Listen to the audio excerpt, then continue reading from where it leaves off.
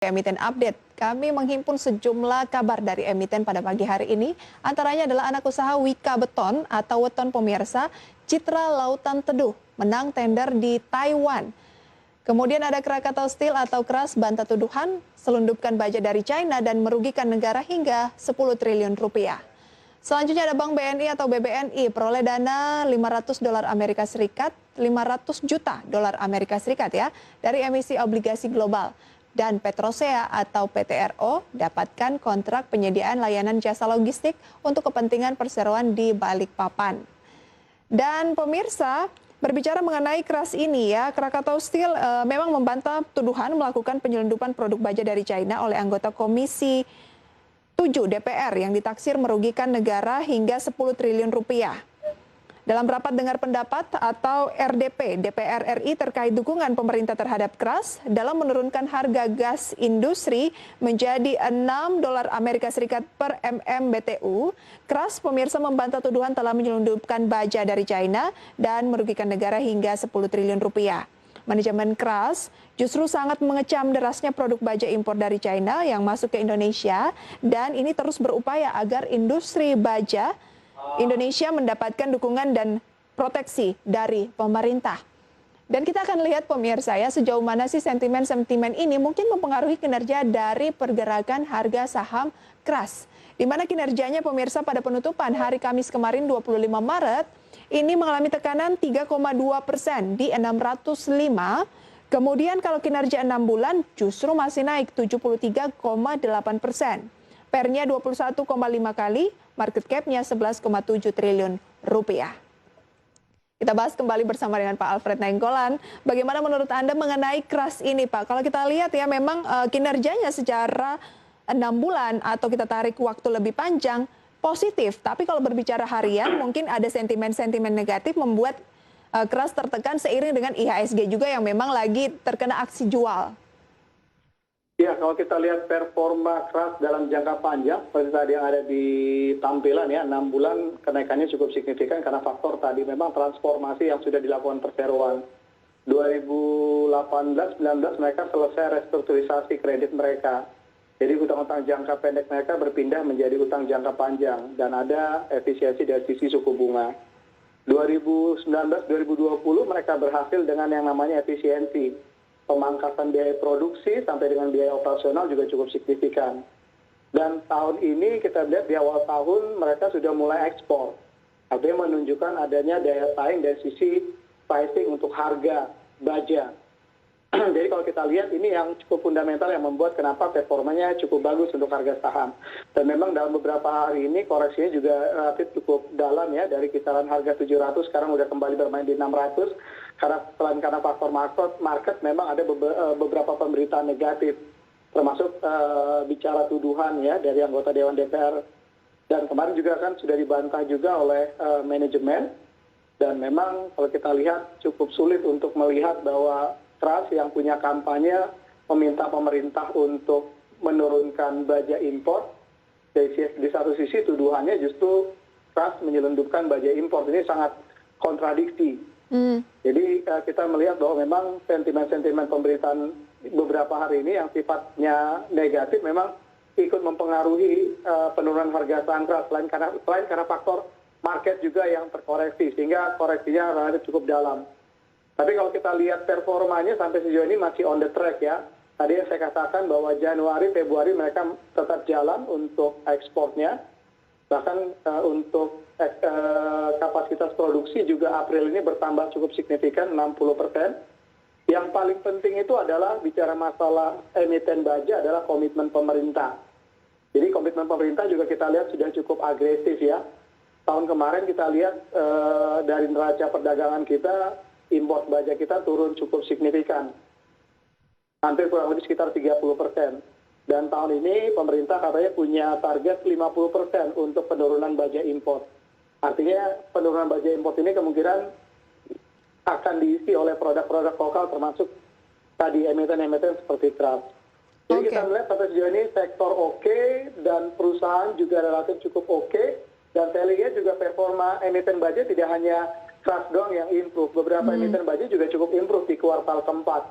Dan berharap kuartal 1 ini bisa on the track ya, dan ketika on the track nanti ini akan kembali meyakinkan lagi bahwa memang perbaikan yang dilakukan pemerintah terhadap sektor baja kita memberikan sentimen atau katalis positif bagi produsen baja kita atau emiten baja kita. Jadi result di 2020 atau kinerja aja begitu ya, kinerja keuangannya diproyeksikan memang belum rilis ya, akan positif ya Pak ya setelah beberapa tahun mengalami kerugian. Ini artinya angin segar dong dari Keras, ada perbaikan di sana, Anda katakan sektor oke, perusahaan juga oke. Baik Keras, Pak Alfred? Ya, kalau kita lihat dari target mereka yang sudah mereka sampaikan unaudited, tahun 2020 bisa ditutup positif ya. Kalau nggak salah saya angkanya 40 sampai 45 juta US dollar. Dan ini raihan laba setelah 8 tahun mengalami kerugian bersih. Wow. Dan kita melihat bahwa laba ini juga dipicu tadi di adanya efisiensi. Dan ini adalah faktor yang cukup signifikan. Artinya bahwa ketika laba itu muncul karena faktor efisiensi, tentu ini akan sangat bagus sekali kualitas labanya. Apalagi tadi kalau bicara masalah tahun ini ada pemulihan dari sisi konsumsi. Konsumsi juga untuk baja kita juga selain kemungkinan akan bisa tumbuh, masih positif tahun ini kita melihat bahwa konsumsi baja per kapasitas kita juga masih cukup rendah dibandingkan negara-negara lain. Jadi ini bisa dibilang sebenarnya tidak hanya PR bagi produsen atau emiten baja saja, tapi ini PR besar pemerintah untuk mendorong tadi emiten baja yang merupakan mother industry untuk bisa betul-betul kuat kembali ya. Karena selama ini kita tahu bahwa baja import masih mendominasi untuk konsumsi baja domestik kita. Oke.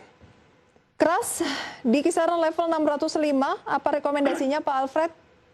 Ya, koreksi udah cukup dalam, kita rekomendasikan untuk buy ya, untuk Keras. Dengan mungkin level-level yang bisa dicermati, tahanan bawah dan juga batas atas di posisi berapa? Ya, kalau untuk level supportnya kita ngeliat Keras ada di level 605 ya, untuk level supportnya 605 itu relatif cukup kuat, sementara untuk level resistannya ada di 680 untuk yang short term. Kita melihat bahwa full year 2020 akan menjadi katalis positif, dan berharap tadi untuk rilis nanti first Q 2021 juga bisa positif, dan ini akan menjadi katalis yang cukup kuat bagi harga saham Keras untuk short term dan medium term. Keras kan saat ini Pak lagi stagnan saja di pembukaan 605. Anda bilang support 605. Mungkin kita sebaiknya cut loss kalau ternyata Keras ini turun di bawah 600 atau bagaimana? Ya, kalau untuk hari ini kita tadi lihat supportnya 600-605. Untuk level support bawahnya ada di 580 ya, 585.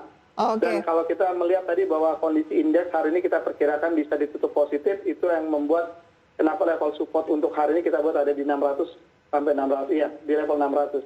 Baik, itu dia rekomendasinya untuk emiten Krakatau Steel pemirsa ya. Kita tunggu resultnya, mungkin akan dirilis kapan nih menurut Pak Alfred? Ya, kalau melihat periode rilis, kemungkinan untuk full year ada di bulan Maret ya, hampir sama dengan musim laporan keuangan para emiten. Sementara untuk first Q, musim laporan keuangannya ada di minggu kedua, minggu ketiga April. Baik, itu dia untuk Krakatau Steel yang menjadi emiten update kami yang kami highlight pada pagi hari ini ya. Kemudian IHSG pemirsa sudah dibuka perdagangan di Bursa Efek Indonesia, di mana IHSG turun 0,22% saat ini di 6110. Pak Alfred, kemarin kan sudah menguji di bawah 6.100 tuh.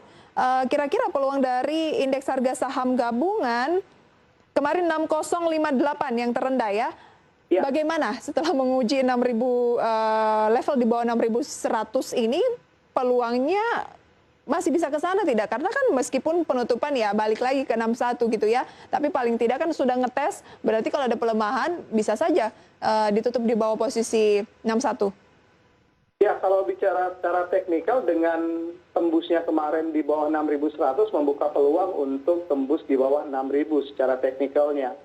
Dan kalau kita lihat bahwa apa yang bisa menjadi sentimen terdekat itu yang bisa menjadi pengoreksi atau menekan indeks nantinya menekan di bawah ke level 6.000 atau membawa IHSG ke 6.000 adalah kondisi bursa global atau regional.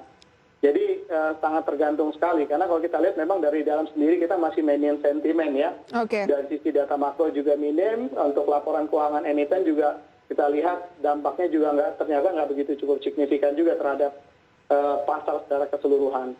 Baik, jadi memang masih ada peluang ya dengan IHSG nantinya turun di bawah 6.100 berarti menguji posisi di bawah 6.000. Tapi kalau bertahan di 6.100 seperti yang masih berlangsung saat ini, peluang indeks untuk mengalami kenaikan juga masih terbuka lebar atau ya konsolidasi paling tidak Pak Alfred ya? Ya betul sekali, Bris. Oke.